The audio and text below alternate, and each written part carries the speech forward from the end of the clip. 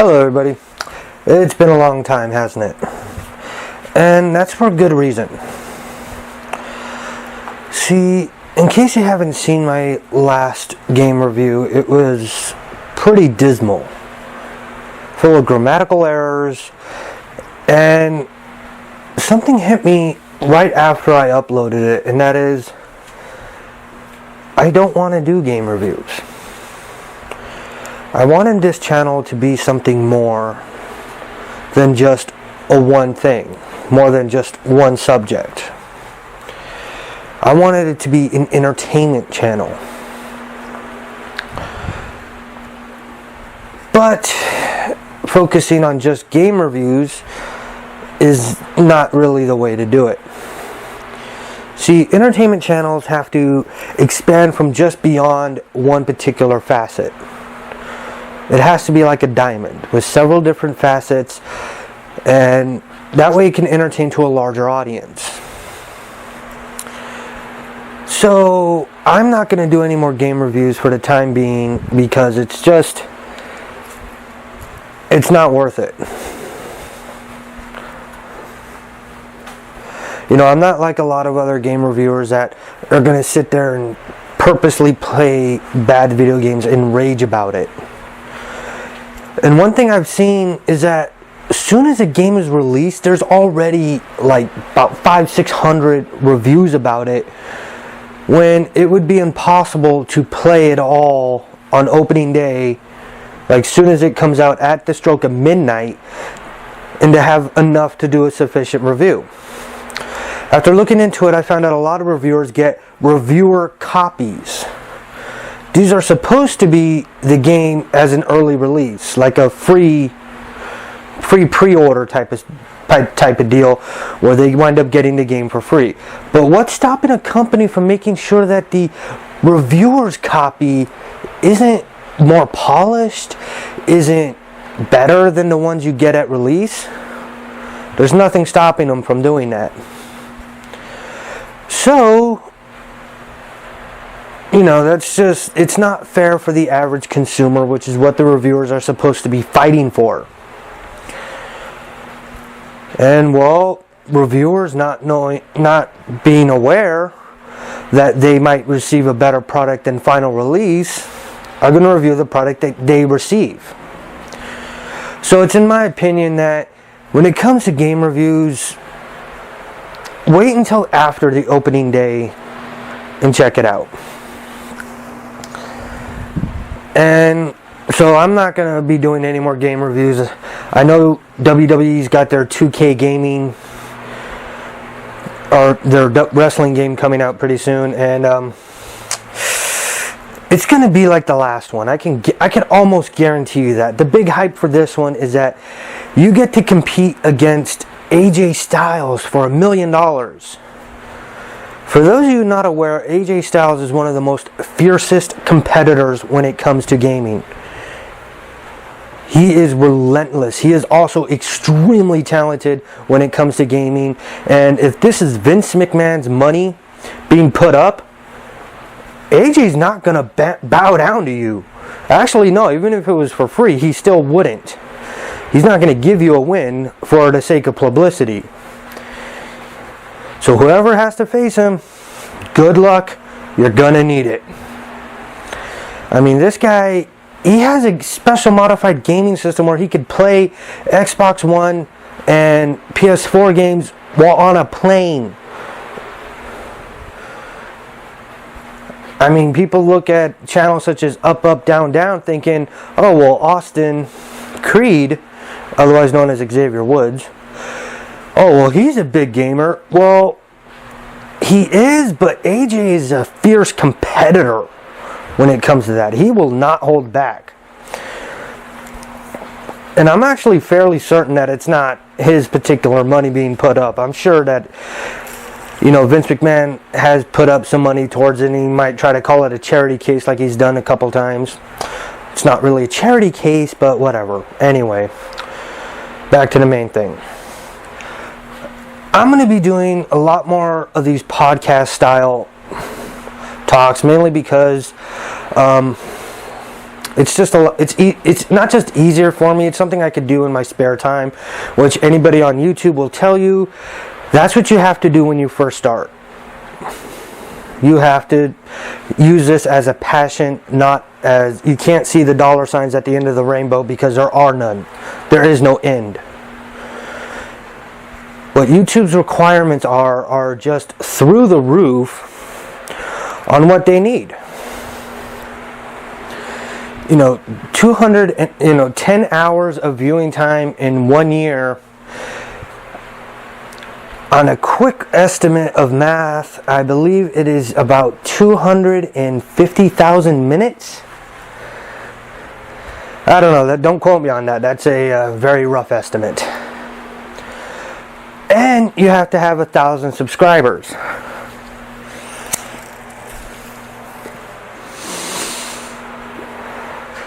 So I'm guessing the scale that you have to do is you have to get the 1,000 subscribers first.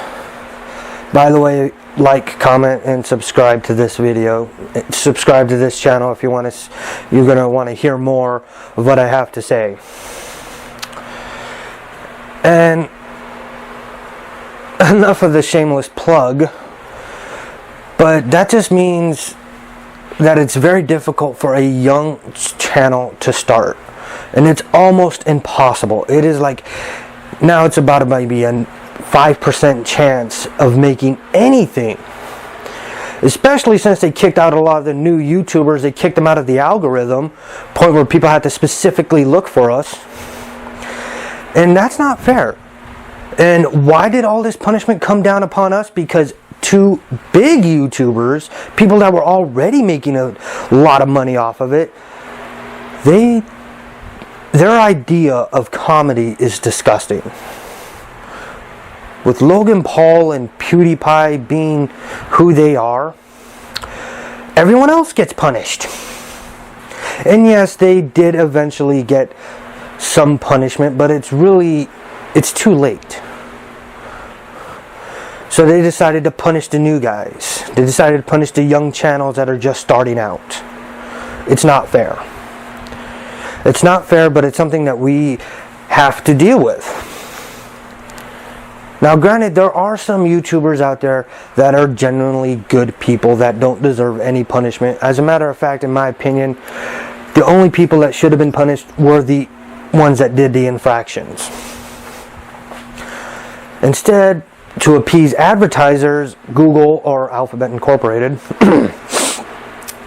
decided to change everything, except they're not changing it the way that would benefit the advertisers and benefit the YouTubers. It would not benefit the content creators. It's not, in the long run, it doesn't benefit the advertisers either. I've already talked about how YouTube can restructure its website, and I do believe that it does need to be heavily restructured.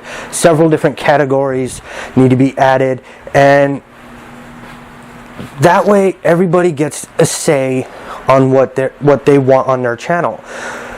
And advertisers should be able, sorry about that, but advertisers should be able to pick what type of content their advertisement gets placed on. Now, let's say you own a company that manufactures cars and you want to advertise your brand new family-friendly electric van. Well, are you going to get more of the interested audience by watching say a gaming channel? No. Not as much as you would family-style programming.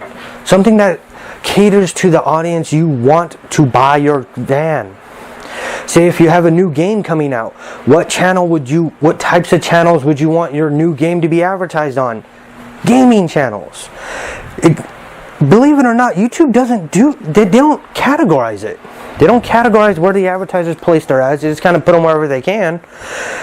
And no, let the advertisers pick what type of channel they want their commercials on.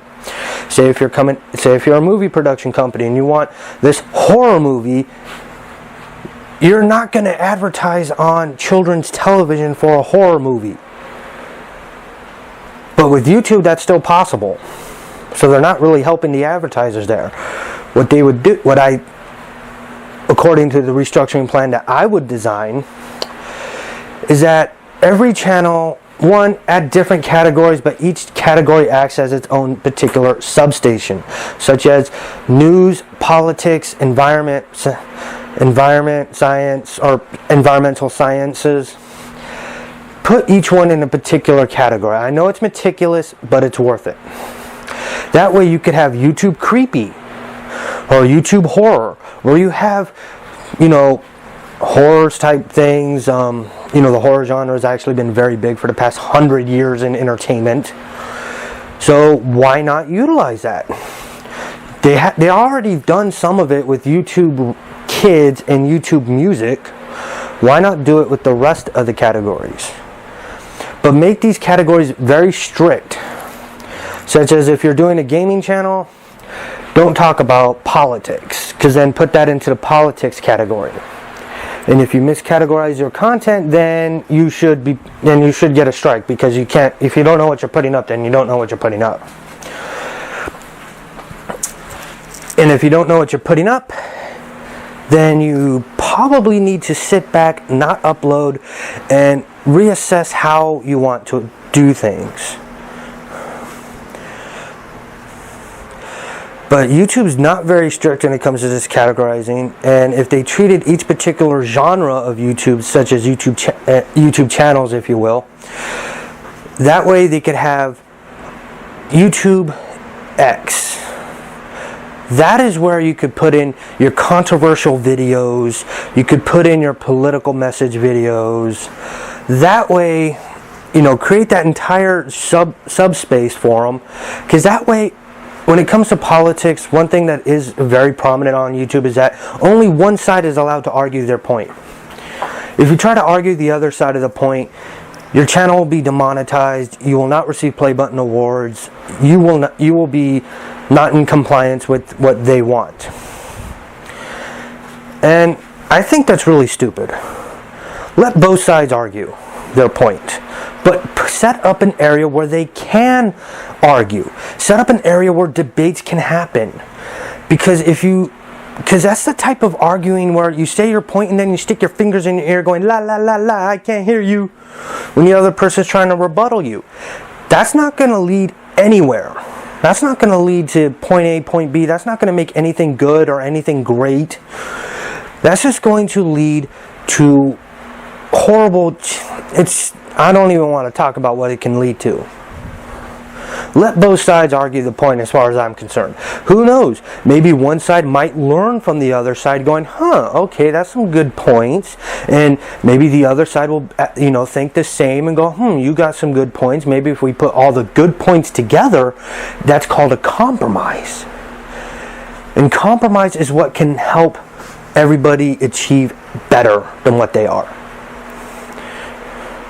You can't just have it your way. No one can.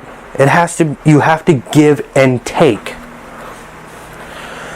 I didn't want this channel to be about politics, so I'm not going to really talk about politics too much, but I will mention it. This is just a rant and rave section where I just need to voice some stuff out. And that's what I'm doing. As well as when it comes to the ideas of future shows, you are looking at a lot of historical pieces, because I love talking about history. And there was one show not too long ago that I saw on television. I'm not going to say the name of the show, but basically these people were inebriated talking about history. I figured if I can combine a little bit of elements from that and combine some elements from Dead Poets Society style lectures, place them both together, and maybe I can teach some historical points that happened in this world and tell it in a way that can engage the audience. Something that you guys would like to listen to. Something that you guys would sit back, listen to, have a laugh, as well as have some pondering to do. Have some thoughts. And who knows? You might learn something. So with that, this channel will be under construction for some time. I want to thank you guys for sticking around. All 70 of you. Thank you guys so much. Thank you for all the support that I've received over this coming years, even though I have not been all that active, barely uploading a video. This is my first video I've uploaded in over a month, and I'll explain more about my absence on the next video. Thank you very much. Please click that bell as well as the subscribe button. You got to do both in order to stay updated on what's going to be coming out of the turnpike, because I can guarantee you this is going to be a fun ride. And I want you and everybody that wants to listen, I want everybody on board this bus, because we're about to take off. It's going to have some fun, and hopefully we can all learn something. Until then, please take care of each other, take care of yourselves, and just be good. Don't be good for any other rewards, just do it because it's the right thing to do. Bye bye.